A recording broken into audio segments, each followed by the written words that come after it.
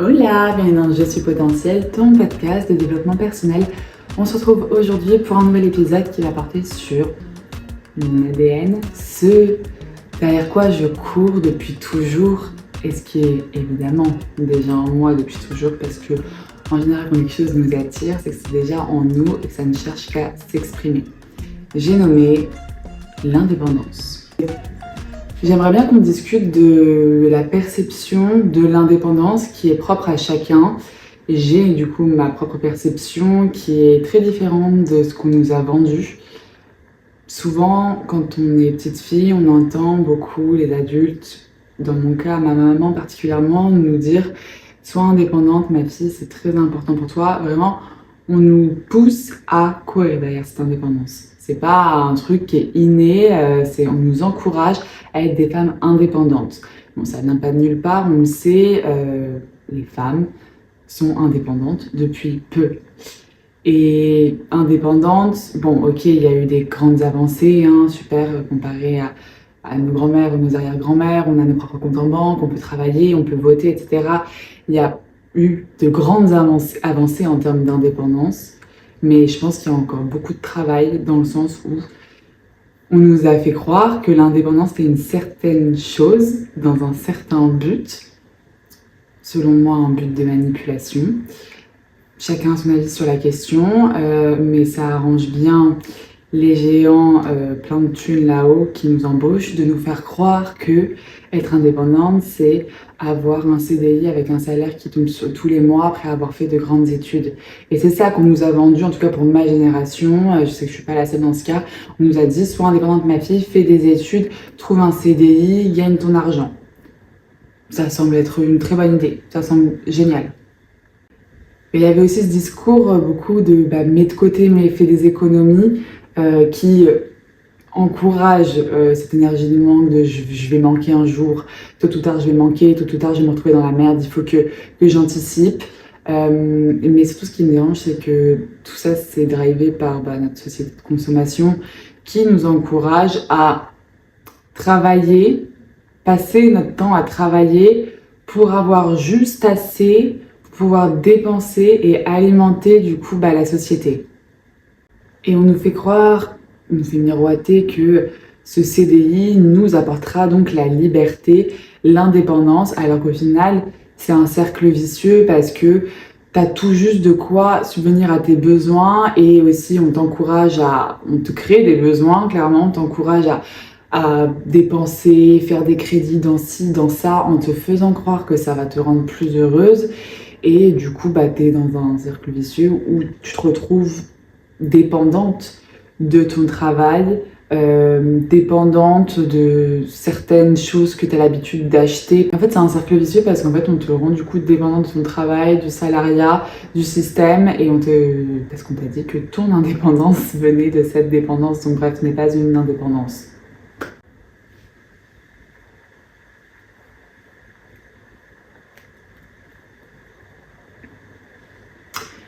Le sujet de l'indépendance, il est vaste. Qu'est-ce qu'être indépendant? On pourrait se dire que on sera toujours dépendant au moins des uns et des autres. Enfin, je veux dire que dans le moment, si tu veux manger, boire, avoir de l'électricité, avoir un toit, t'instruire, te former, enfin bref, te nourrir au sens physique et intellectuel, tout seul, tu vas avoir du mal. On est tous interconnectés, ça, on est d'accord. Par contre, il y a quand même des façons de créer une vie plus indépendante et plus libre que d'autres. En vrai, aujourd'hui, j'aimerais prévenir ou au moins faire prendre conscience à ceux qui sont dans ce système-là que c'est pas impossible qu'un beau jour ils regardent en arrière et qu'ils se rendent compte que leurs plus belles années, ils les ont passées à enrichir quelqu'un d'autre, à donner ce qu'ils ont de plus précieux, leur temps, leur énergie, à quelqu'un qui pouvait les remplacer d'une minute à une autre, quelqu'un qui n'estimait pas, il ne se rendait pas vraiment compte de la valeur de leur temps, de leur énergie. Et le pire, c'est que tout ça, t'en as sûrement conscience, Mais tu te dis que à côté de ça, tu as pu contracter un crédit pour pouvoir acheter ta maison, que tu as pu acheter ta voiture, que tu as pu acheter ce sac Chanel qui, si tu le revends, et bah, plus tard, il prendra de la valeur, donc c'est un investissement.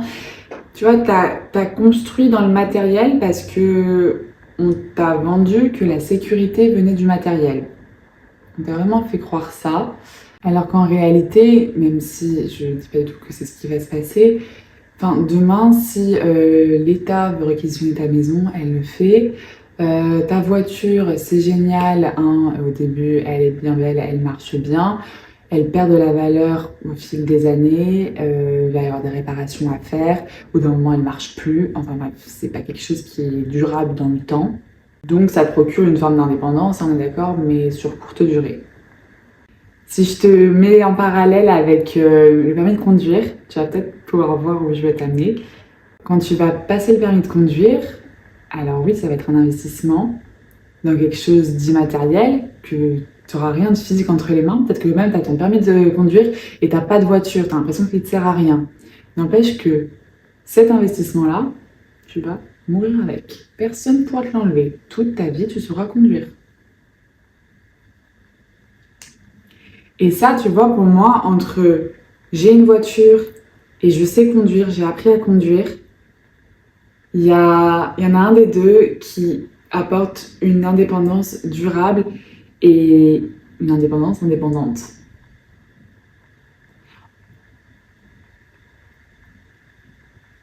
Tu as besoin d'argent, d'un contact, de quelqu'un qui te prête une voiture pour pouvoir avoir une voiture. Tu n'as besoin de rien d'autre que de toi-même pour savoir conduire ce que tu sais conduire. Et je sais que pour toutes ces possessions matérielles, tu as sûrement fait des sacrifices. Voilà, le temps que tu passerais normalement avec tes amis ou avec tes enfants, tu le passes à travailler pour t'enrichir, pour pouvoir avoir cette sécurité, cette indépendance qui vient de tes biens matériels. Et résultat, ta vie, elle se résume peut-être à aller au travail, prendre soin de ton foyer, de tes enfants, peut-être même de ton mari, ce gros flemmard qui est fan du 50-50 quand il s'agit de payer les restos, mais quand il s'agit de partager les tâches ménagères, là, il n'y a plus personne. Bref, on va pas partir sur cette pente glissante, mais tu vois ce que je veux dire. C'est pas impossible que ça, ce soit ton quotidien aujourd'hui. En tout cas, je sais que c'est le quotidien de beaucoup de femmes en France. Des femmes qui sont bourrées de potentiel et qui vivent cette vie-là où elles se sentent épuisées, où elles ne sont pas épanouies, où elles sont dans une énergie de survie. Et ça me tend. Et quand je dépeins ce schéma typique, très classique en fait, d'un foyer en France et de ce que fait une jeune femme pour vivre au quotidien, je vais pas vous dire tout le monde se trompe, let's go l'entrepreneuriat, ciao le salariat. J'ai bien conscience que l'entrepreneuriat n'est pas fait pour tout le monde. Il y a vraiment des intérêts à être salarié, mais c'est pas le sujet de ce podcast, quoi qu'il en soit. On n'est pas en train de se faire un entrepreneuriat versus salariat. D'ailleurs, si c'est un podcast qui pourrait vous plaire, je pourrais vous en parler avec mon regard qui est beaucoup plus nuancé qu'autrefois. Et l'entrepreneuriat, ça a été mon comment. Comment j'ai créé mon indépendance, mais pas que. C'est une des façons, un des biais, un des outils que j'ai utilisés pour créer mon indépendance, mais il y en a d'autres. Et selon moi, il se trouve avant tout dans le monde immatériel, voire même dans le monde spirituel. Et c'est ce que j'aimerais vraiment te partager aujourd'hui pour t'apporter peut-être un autre regard sur qu'est-ce que pourrait être, enfin, comment tu pourrais accroître ton indépendance d'une manière différente que celle qu'on t'a vendue pendant toutes ces années. Et cette perception tournée vers l'immatériel, elle vient juste de mon analyse que j'ai faite plus jeune, où même si j'étais loin de rouler sur l'or parce que je suis passée juste d'adolescente à étudiante et en plus j'ai directement enchaîné vers l'entrepreneuriat, donc j'ai pas pété le mignon à ma naissance clairement. Mais je me suis demandé qu'est-ce qui me limitait, qu'est-ce qui me retenait, qu'est-ce qui me faisait me sentir ralentie et dépendante en dehors du sujet financier qui, dans mon cas, j'ai jamais eu de doute sur ma capacité à faire de l'argent. Quand? J'ai jamais su. De toute façon, c'est le truc qu'on ne sait pas, hein. On peut avoir de grands projets, mais quand est-ce que ça va arriver exactement, on ne le sait pas. Et du coup, ça pour moi, c'était un non-sujet dans le sens où L'argent, donc ce qui est pour moi la sécurité matérielle dont j'ai parlé au début de ce podcast, ça allait être juste la conséquence d'autres choses. Et j'avais besoin de trouver quelles étaient ces autres choses parce que il fallait que j'arrive à me développer à mon plein potentiel en tant que femme pour pouvoir attirer à moi l'abondance sous toutes ses formes. Parce que j'ai d'abord dit que j'étais pas du tout dans ce délire de prôner l'indépendance par le matériel, mais ça fait partie quand même du lot. Hein. On est d'accord que on va pas juste vivre d'amour et d'eau fraîche. Mais on prône beaucoup trop l'indépendance par le monde matériel et pas assez par le monde immatériel. Donc je me suis vraiment demandé qu'est-ce qui me retenait et je me suis rendu compte que il y a les relations sociales en général qui retiennent. Les relations sociales, elles te font croire que si t'es pas peut-être avec tes amis, avec ta famille, enfin si t'es toute seule, que tu vas te perdre, que tu vas pas savoir quoi faire, que tu vas pas te débrouiller toute seule, que tu as besoin des autres, que ce soit pour aller bien en termes de santé mentale ou pour subvenir à tes besoins, ou même savoir faire quelque chose, genre savoir te débrouiller si t'es à l'étranger dans une langue étrangère, savoir réserver quelque chose. Enfin, j'ai toujours été assez surprise de voir le nombre de personnes qui avaient du mal à prendre le téléphone pour même commander une pizza. C'est ça que j'appelle la dépendance aux autres, c'est ce truc de toujours vouloir se reposer sur les autres et déléguer aux autres, faire les autres, être entouré, soutenu par les autres. Et ça entretient le doute de soi et cette impression d'être incapable, donc le manque de confiance en soi. Et même si, du coup, étant alerte de tout ça depuis mon enfance et du coup cultivant l'art du challenge de ok, ça me fait peur, mais j'y vais, même si je suis pas à 200% à l'aise de faire cette action, je le fais pour prendre confiance en moi, etc. Parce que je veux pas faire partie de ceux qui ont peur, je veux faire partie de ceux qui osent. Même si je faisais ça, ça a des limites dans le sens où t'expérimentes dans l'environnement dans lequel tu es.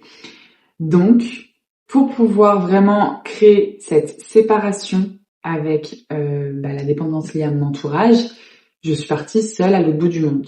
Genre seule. Voilà, je suis partie au Mexique, après au Panama, en Colombie. J'ai vécu ma vie totalement seule, comme si j'étais pas née dans cette famille, pas née dans ce pays, que j'avais pas rencontré mes amis à l'école, etc. Genre solo. Et je me suis découverte, j'ai appris à me connaître, et ça m'a apporté une forme d'indépendance juste énorme. Ça veut dire qu'en fait, demain, si j'ai envie de péter un câble et de me casser à l'autre bout du monde, ce que je fais régulièrement, rien ne me retient. En fait, c'est même... Enfin, attention, hein, les relations sociales, c'est ultra important pour la santé mentale. L'homme est un animal social. Hein. Mais mes relations sociales sont des choix et pas des besoins. Quand je vais voir les autres, quand je partage mon temps avec les autres, quand je suis en couple, c'est un choix, c'est pas un besoin parce que je peux pas être seule. Et ça, c'est un level d'indépendance que je trouve précieux et que peu de personnes ont.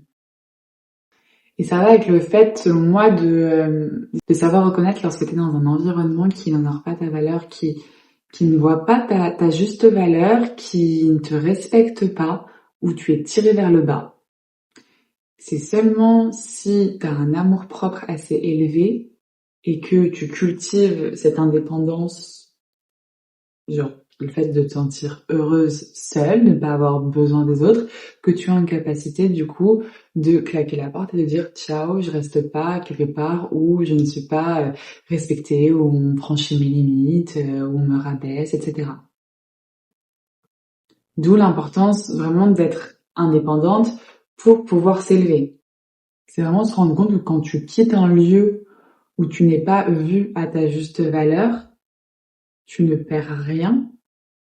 Au contraire, tu gagnes en estime de toi, tu gagnes en respect et tu honores cette phrase qui est un de mes mantras qui a été déclenché pour moi au lycée quand j'ai commencé à prendre mes jambes à mon cou d'un groupe de copines que je trouvais qui me tiraient vers le bas. Le mieux vaut être seul que mal accompagné. Une autre forme d'indépendance, c'est le fait d'être optimiste, de savoir voir le verre à moitié plein et pas à moitié vide, pour que ton bonheur ne dépende plus des circonstances extérieures, mais de ta perception, de ton monde intérieur. Par exemple, si à chaque fois qu'il se met à pleuvoir, ça veut dire que ta journée va être déprimante, elle est où ton indépendance dans tes émotions? On a le droit d'avoir notre sensibilité, attention, je dis pas qu'il faut ignorer sa sensibilité, mais savoir quand même prendre de la hauteur et reconnaître sa puissance, sa force dans ce qu'on ressent, dans ce qu'on perçoit des choses. Si dès qu'il se passe quelque chose à l'extérieur, en l'occurrence il pleut, tu décides que non, ton bonheur ne dépend pas de la météo, mais bien de tes décisions, de tes choix, et que tu te conditionnes à passer une bonne journée, quoi qu'il advienne, alors tu as ce sentiment vraiment d'indépendance dans ton bonheur. C'est encore ça, un autre level d'indépendance. Ça veut dire que ton bonheur ne dépend que de toi. Tu te rends compte de ce pouvoir? Autre chose, avoir la capacité de rebondir, d'être flexible, que quand il y a une galère qui t'arrive, tout ton monde ne s'écroule pas. Avoir genre cette résilience, cette capacité d'adaptation qui fait que tu ne redoutes pas la moindre vague, que tu as pleinement confiance en ta capacité à rebondir. Ça, c'est aussi une très grande forme d'indépendance qui est précieuse et qui permet de partir à l'aventure de façon large dans la vie, d'oser des sorties de zone de confort. Parce qu'au final, tu sais que peu importe ce qui va t'arriver, même si ça se passe pas du tout comme prévu, tu sauras en faire une force, tu sauras rebondir. Une de mes formes d'indépendance qui m'a été apprise par mes ex, c'est le fait de ressentir de l'amour inconditionnel pour ma personne. Parce que quand tu t'aimes tellement fort et sans aucune condition, c'est-à-dire que tu t'aimes et rien ne changera ça. Même si tu fais n'importe quoi, même si tu fais une erreur et tout, enfin ça changera pas l'amour que tu te portes. Ça enlève une pression pour tous ceux qui ont, par exemple, la peur de l'abandon, la peur du rejet. En fait, il peut t'arriver tout ce que tu veux, tu peux être du coup abandonné, plaqué par ton mec du jour au lendemain, rejeté par tes amis qui veulent plus de toi, que toute ta famille meurt dans un crash d'avion, I'm so sorry. Et ben en fait, tu t'as toi et ton amour que tu te portes. Et ça, waouh. Je pense que ça fait partie des choses que chaque âme est venue expérimenter sur Terre, l'amour de soi. Savoir aussi créer un sentiment de paix intérieure par soi-même. Pas parce que t'es chez papa, maman, au coin du feu de la cheminée, qu'il y a le chat qui ronronne sur tes genoux et que là du coup, sentiment de paix intérieure. Évidemment qu'il est génial ce sentiment et que si tu y as accès, profite. Mais moi je te parle d'un sentiment de paix intérieure qui, encore une fois, ne part que de toi, qui fait que tu es encore plus indépendante, qui fait que genre tu ressens cet apaisement de je suis bien partout, je suis bien avec moi et ça ne changera pas. Ça apporte un flow créatif, vraiment ça met la chair de poule. Vraiment, c'est quelque chose qui met la chair de poule à quel point tu as une relation stable et paisible avec toi-même. Et pour moi, l'indépendance, c'est vraiment la combinaison de la paix intérieure croisée à l'invincibilité. En fait, t'es ton tout, tu peux te recréer, te redéfinir à l'infini. Et ce qui est assez paradoxal, c'est que quand j'étais plus jeune, si j'étais autant tournée vers l'indépendance, en dehors du fait peut-être que je suis Verseau et que le Verseau est le signe de l'indépendance, c'était avant tout pour me protéger. Je voulais pouvoir me suffire à moi-même pour pouvoir m'éloigner en fait des autres. Je voulais plus être atteinte par le chaos familial, par toutes les personnes toxiques qui étaient dans mon environnement. Je voulais pouvoir prendre mes clics et mes claques et vivre ma vie. Puis fuir mon entourage, c'était aussi m'éloigner des dramas, mais aussi de tout ce qui était susceptible de réactiver mes blessures de l'âme. Certes, ça m'a beaucoup servi de prendre mes distances dans un premier temps pour pouvoir guérir, poser des fondations solides qui font qui je suis aujourd'hui et qui font que j'ai by the way trouvé mon métier, mon dream job en même temps. Mais ce qui est dingue, c'est que ce qui m'a poussée à, depuis que j'ai 14-15 ans, que je vis plus chez mes parents, que J'ai ce tempérament aventurière et tourné vers l'amour de soi, la connaissance de soi, le dépassement de soi. Ce qui m'a à la base motivée, donc me distancer des autres, aujourd'hui, que j'ai vraiment atteint ce niveau-là de paix intérieure, d'amour de soi, d'indépendance, m'offre l'opportunité de renouer avec les autres de façon beaucoup plus saine. En fait, je n'ai plus peur des relations authentiques où on se dit la vérité. J'ai plus peur d'avoir de vraies relations parce qu'en fait, j'ai plus peur de perdre les autres, j'ai plus peur de l'abandon. J'ai plus peur d'être rejetée d'un groupe parce que s'ils voient pas ma valeur, je sais que j'ai pas de temps à perdre pour guider ou faire ouvrir les yeux aux autres, tant pis pour eux. Et c'est aussi cette quête d'indépendance donc dans le monde immatériel qui m'a permis de d'aller vers ce qui me faisait le plus peur et de retenter une aventure de couple alors que j'ai été vraiment blessée en amour plus jeune. Et c'est parce qu'en fait, I have my back, genre là, peu importe ce qui arrive, même si au final ma relation venait à se casser la gueule comme les précédentes. Déjà, je pense pas qu'on puisse faire aussi dramatique que les précédentes, mais quoi qu'il advienne, je sais que je m'aime moi et du coup, ça aide à aller vers ce qui fait peur de savoir qu'on s'assoit. C'est aussi grâce à cette indépendance que j'ai pu pardonner à ma famille. Sur certains membres de ma famille, c'est encore en cours, en consolidation.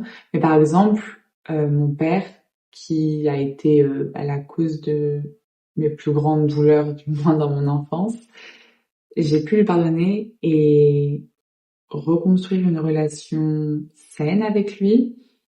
Et comment te dire à quel point j'en suis reconnaissante. J'ai perdu il y a 4 mois mon père. Il est mort accidentellement. Il était en pleine forme.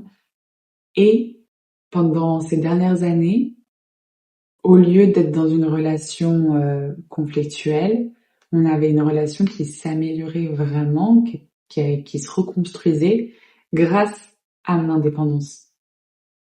Grâce à tout le travail que j'ai fait sur moi en termes de développement personnel.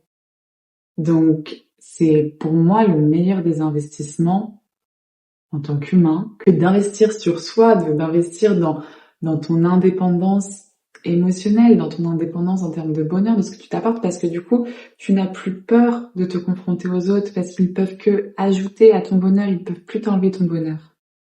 Donc c'est vraiment parce que je suis si indépendante qu'aujourd'hui j'ai plus peur de me tromper, que j'ose pleinement, que je vis ma vie à 200%, parce que quoi qu'il advienne, je sais que je m'aurai toujours moi. Voilà, j'en ai terminé avec cet épisode de podcast. J'espère qu'il t'aura inspiré. J'espère qu'il t'aura fait beaucoup de bien. N'hésite pas à me le dire. Tu m'envoies un DM sur Instagram à Coach Optimiste. Ça me fera toujours plaisir. J'en ai terminé pour aujourd'hui. Si c'est pas déjà le cas, abonne-toi à cette chaîne Je suis potentielle pour ne rater aucun épisode de podcast.